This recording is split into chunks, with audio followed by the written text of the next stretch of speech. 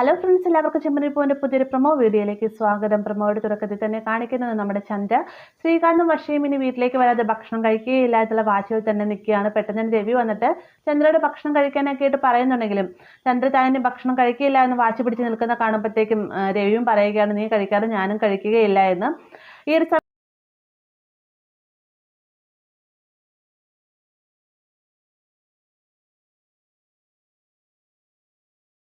എന്നിട്ട് രവിനെ ഭക്ഷണം കഴിക്കാനായിട്ട് നിർബന്ധിക്കുകയുണ്ട്. കാരണം മറ്റൊന്നല്ല, രവി ഭക്ഷണം കഴിച്ച് നല്ല രീതിയിൽ തന്നെ മരുന്ന് കഴിക്കേണ്ടത് അത്യാവശ്യമാണ്.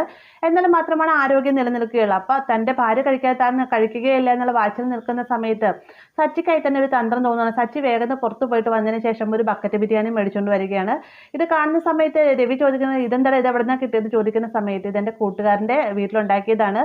ഈ ബിരിയാണി കഴിച്ചു കഴിഞ്ഞാൽ ഒരു പ്രത്യേകതയുണ്ട്. നമ്മൾ എന്ത് കാര്യം ആലോചിച്ചാലും, അതായത് എല്ലാവരും കൂടെ ഇരുന്ന് ഭക്ഷണം കഴിച്ചു കഴിഞ്ഞാൽ എന്ത് കാര്യം ആലോചിച്ചാൽ അതുപോലെ നടക്കും. അതുകൊണ്ട് തന്നെ അച്ഛൻ വാ, അച്ഛനൊന്ന് ഭക്ഷണം കഴിക്കുക എന്ന് പറയുമ്പോഴത്തേക്കും ചന്ദ്ര വരാതെ ഞാൻ കഴിക്കില്ല എന്ന് പറയുന്നുണ്ട്. അതിനുശേഷം രവി പറയുകയാണ്, നീ കേട്ടില്ലേ ചന്ദ്രേ, നമ്മൾ എന്ത് കാര്യം ആലോചിച്ചാലും നടക്കുന്നല്ലേ പറഞ്ഞു. അപ്പോൾ ഭക്ഷണം കഴിച്ച് നീ ശ്രീകാന്തിന്റെ കാര്യമൊക്കെ ഒന്ന് ചിന്തിച്ചു നോക്കും, ചിലപ്പോൾ നടക്കുമായിരിക്കും എന്നൊക്കെ രവി പറഞ്ഞ് നമ്മുടെ രവിയുടെ നിർബന്ധപ്രകാരം തന്നെ ചന്ദ്ര ഭക്ഷണം കഴിക്കാനായിട്ട് വന്നിരിക്കുകയാണ് കേട്ടോ. അതേസമയം തന്നെ നമ്മുടെ ശ്രുതി അച്ഛൻ്റെ ആ ഒരു ഇഷ്യൂവിൽ നിന്ന് എങ്ങനെ രക്ഷപ്പെടണമല്ല, അതുകൊണ്ട് തന്നെ ചന്ദ്രയുടെ അടുത്തേക്കായിട്ട് വീണ്ടും ബീരാനിക്കയെ രംഗത്തിൽ, അതുകൊണ്ട് തന്നെ ചന്ദ്രയുടെ അടുത്തേക്കായിട്ട് ശ്രുതിയുടെ ഇളയച്ചൻ അതായത് ബീരാനിക്കയെ വീണ്ടും കൊണ്ടുവരികയാണ്.